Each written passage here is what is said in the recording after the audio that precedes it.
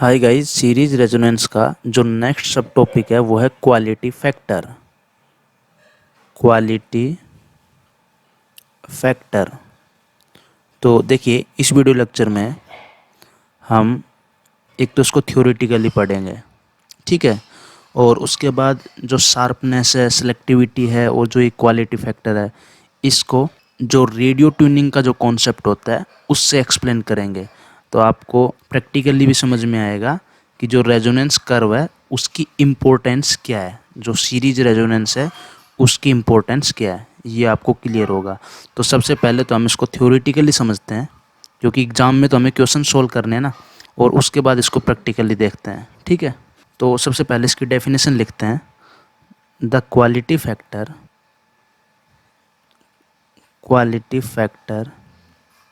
relates the maximum or peak energy stored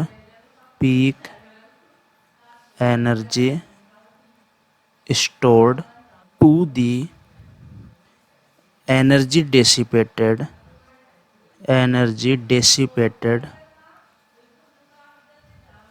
in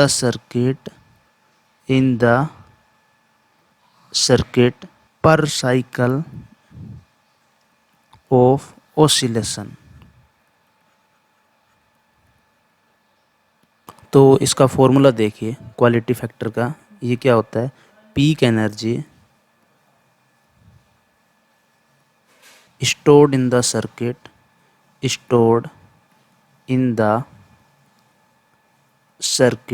divided by energy dissipated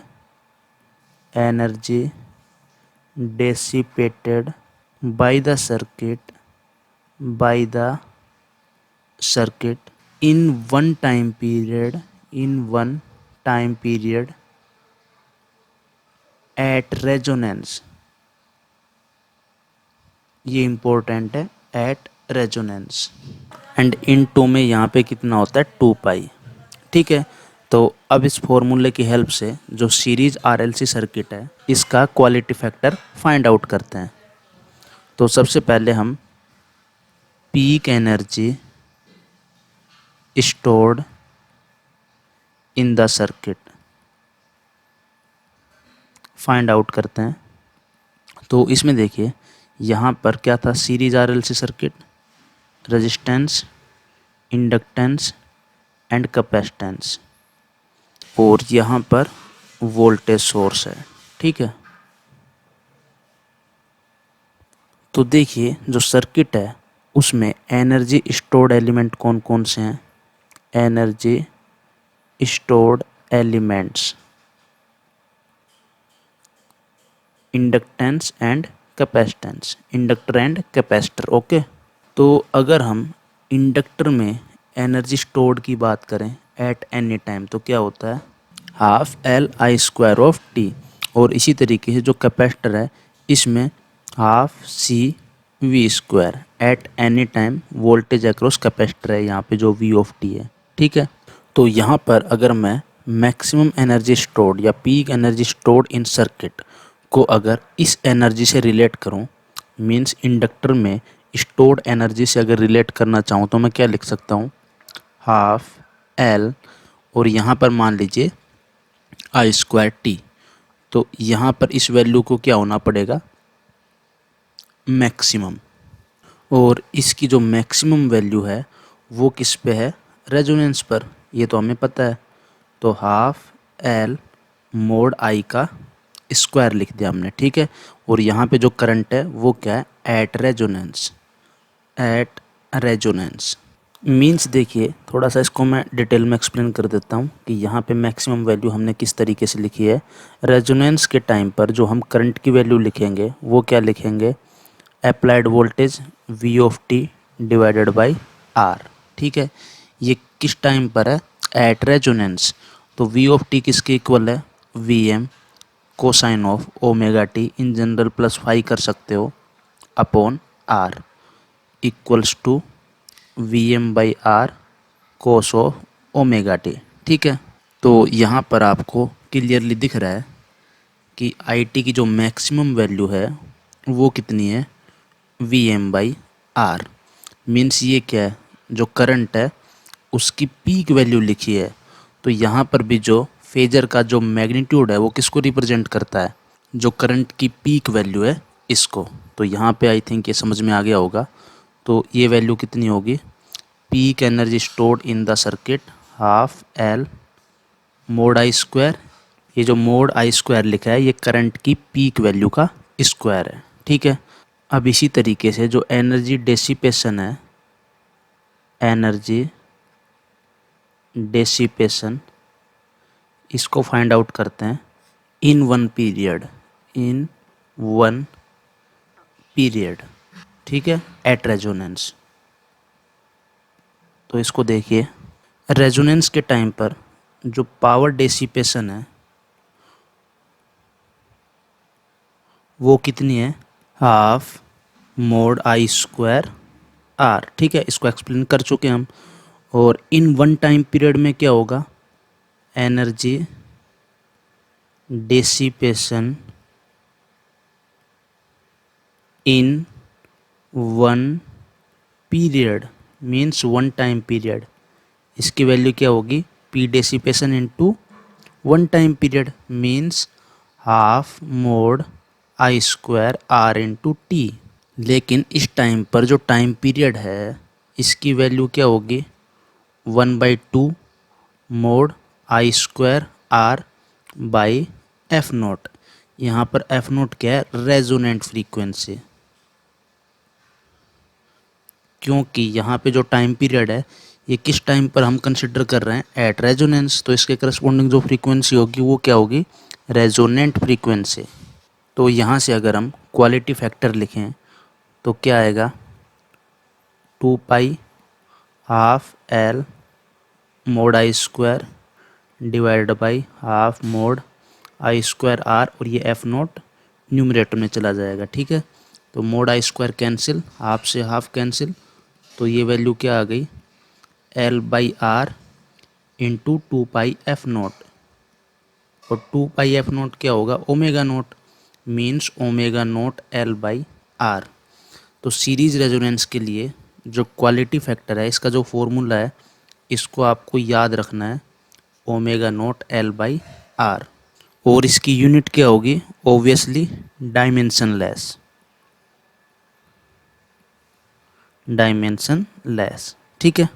energy by energy है ना, इसलिए अगर हम क्वालिटी फैक्टर को बैंडविड्थ से रिलेट करें तो क्या आएगा, बैंडविड्थ इक्वल्स टू R/L होता है।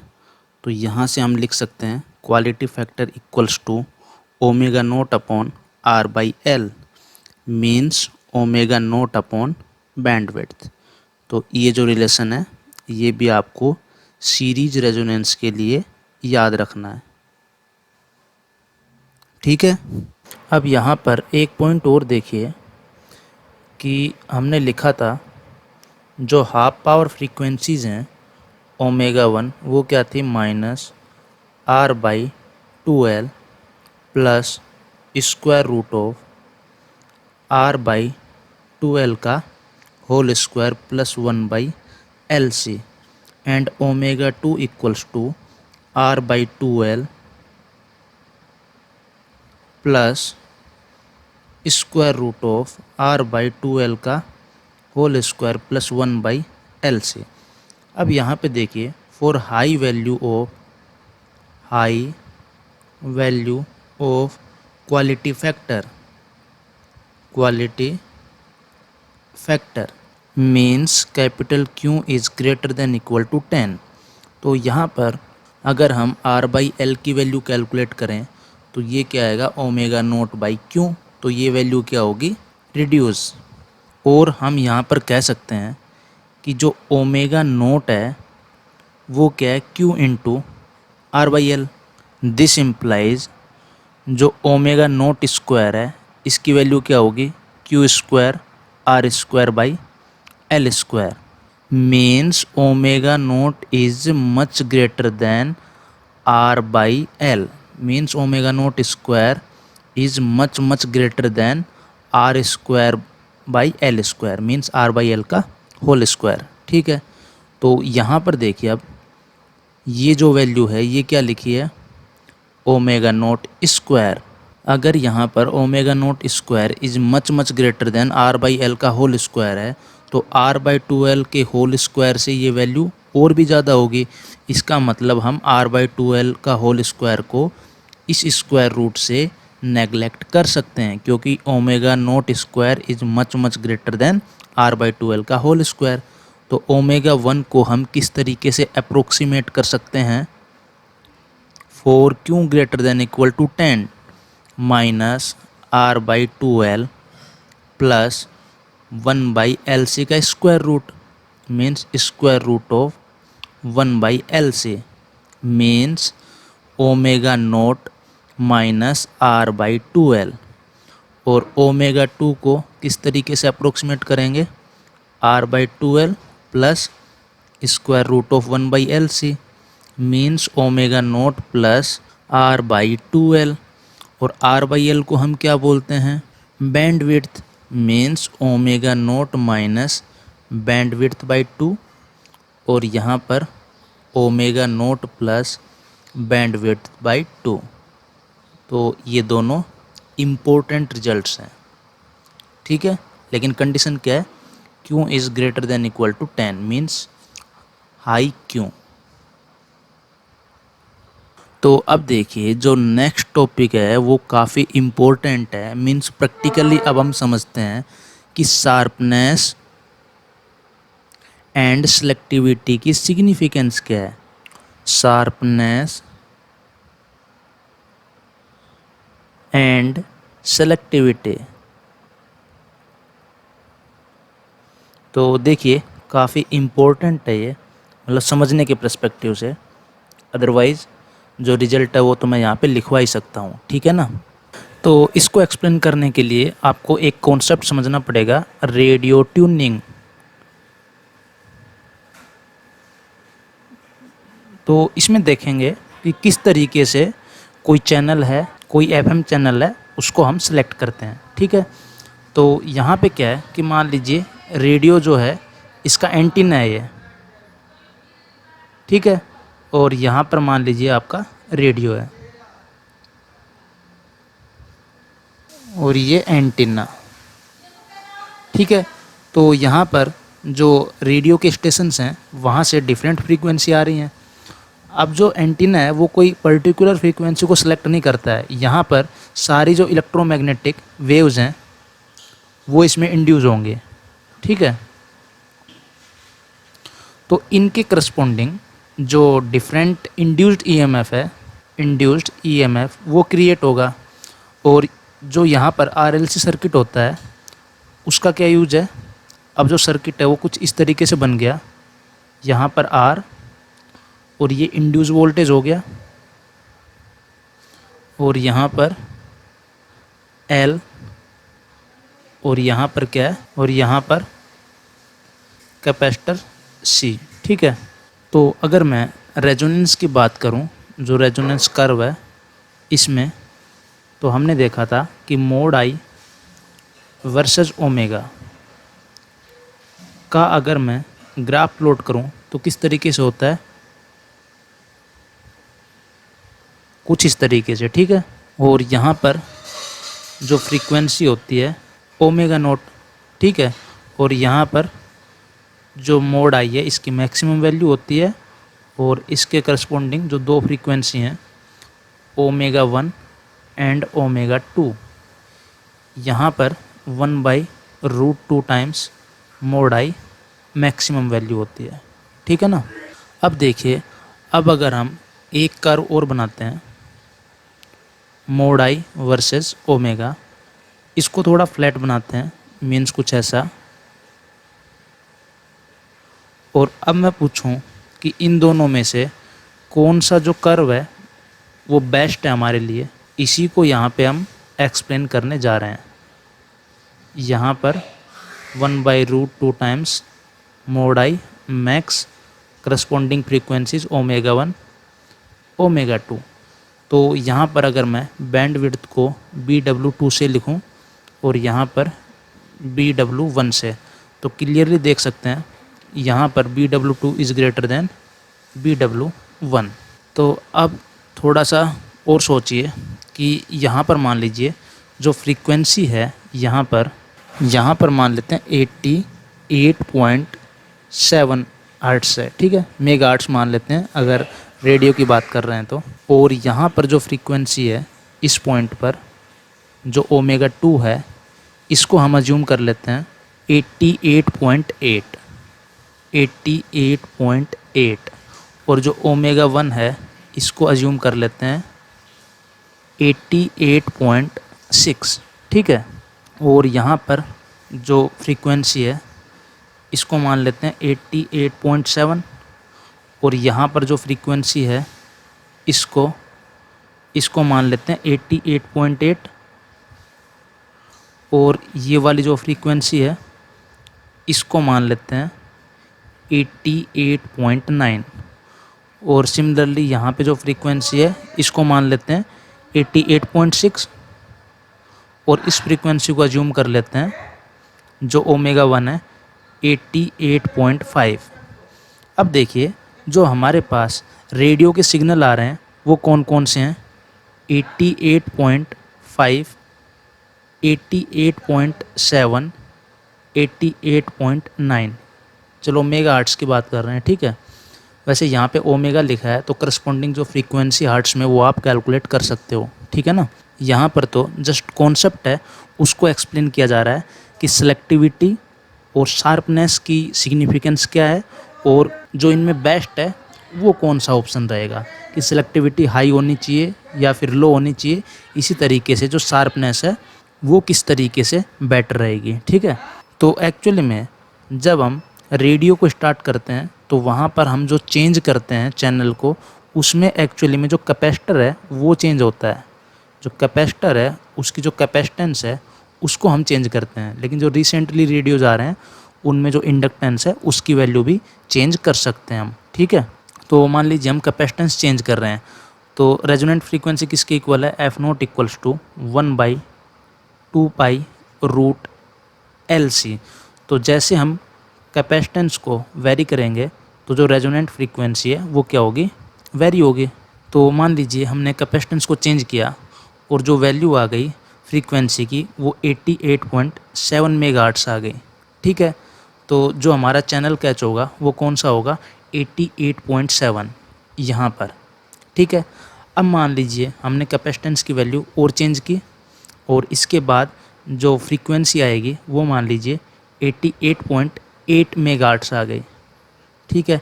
लेकिन इस पर तो कोई चैनल है नहीं और फिर हमने चेंज की जो कैपेसिटेंस की वैल्यू है थोड़ी सी, तो वहाँ से मान लीजिए 88.9 मेगाहर्ट्ज़ आ गई।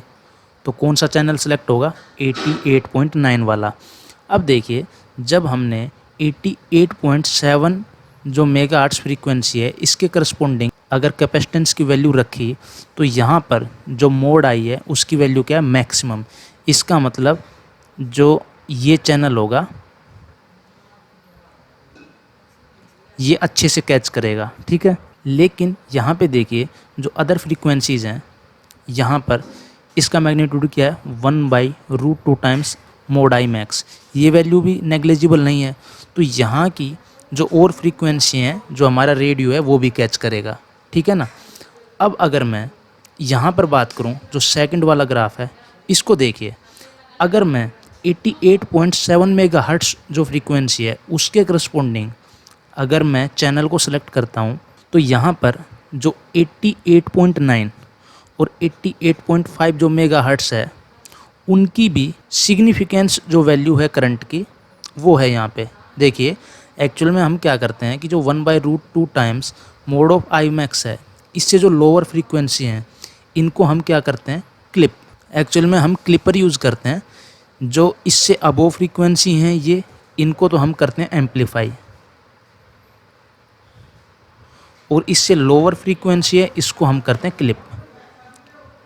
तो अगर हम 88.7 मेगाहर्ट्ज़ जो फ्रीक्वेंसी है इसको सेलेक्ट करेंगे तो यहाँ पर तो 88.5 और 88.9 जो फ्रीक्वेंसी के करस्पॉन्डिंग सिग्नल है वो भी कैच होगा। तो जो सिग्नल है उसमें क्या होगा, डिस्टर्बेंस। मीन्स यहाँ पे 3 चैनल एक साथ सेलेक्ट होंगे, ठीक है ना। और इस वाले कर्व में मान लीजिए 88.9 यहाँ पर है और यहाँ पर 88.5 है, तो ये वाले चैनल क्या हो गए, क्लिप। इसका मतलब जो चैनल हमने एक्चुअल में सेलेक्ट किया है वो यहाँ पर बेस्ट तरीके से क्या होगा, कैच करेगा, मीन्स इसमें ओवरलैपिंग नहीं होगी। इसका मतलब ये क्या है, शार्प है, यहाँ पे दिख रहा है शार्प है, यहाँ पे पीक है ना, और ये क्या है, फ्लैट है, तो इसकी शार्पनेस क्या है, कम है। इसकी शार्पनेस कम है और इसकी शार्पनेस ज़्यादा है। तो शार्पनेस हाई होनी चाहिए। ये तो यहाँ पे क्लियरली हो गया कि शार्पनेस अगर हाई होगी तो हम जिस पर्टिकुलर चैनल को सिलेक्ट करना चाहते हैं वो इजीली सिलेक्ट होगा, और बाकी जो फ्रीक्वेंसी है वो क्या होंगी, क्लिप। तो शार्पनेस हाई होना चाहिए और जो बैंडविड्थ है वो लेस होनी चाहिए, ठीक है ना। तो इससे क्या होगा, जो सेलेक्टिविटी है, सेलेक्टिविटी वो क्या होगी, इंक्रीज, और जो हमारे लिए क्या है, गुड। क्यों, क्योंकि हम जिस चैनल को सिलेक्ट कर रहे हैं उसकी सिलेक्टिविटी यहाँ पे आप देख सकते हो, जो फर्स्ट फिगर है इसमें क्या है, मोर, ठीक है ना। क्योंकि यहाँ पर अगर 88.7 मेगाहर्ट्ज को अगर हम कैच कर रहे हैं तो उसकी जो ओवरलैपिंग है किसी अदर सिग्नल से, उसके होने के चांसेस बहुत ही कम है, मतलब होंगे ही नहीं, ठीक है ना। और इसलिए हम क्या करते हैं, 1/√2 टाइम्स ऑफ आई मैक्स से जो नीचे की फ्रीक्वेंसी है उनको क्या करते हैं, क्लिप, और इससे ऊपर की फ्रीक्वेंसी को क्या करते हैं, एम्पलीफाई। तो इस रीजन में अगर हमारा एक ही चैनल होगा तो बेस्ट तरीके से सेलेक्ट होगा, ठीक है ना। इसलिए सेलेक्टिविटी क्या होनी चाहिए, हाई, और जो रेजोनेंस कर्व का जो पीक है वो क्या होना चाहिए, शार्पनेस, और बैंडविड्थ इससे क्या होगी, कम। तो बैंडविड्थ क्या होनी चाहिए, कम, ठीक है। तो आई थिंक ये जो कॉन्सेप्ट है ये आपको समझ में आ गया होगा।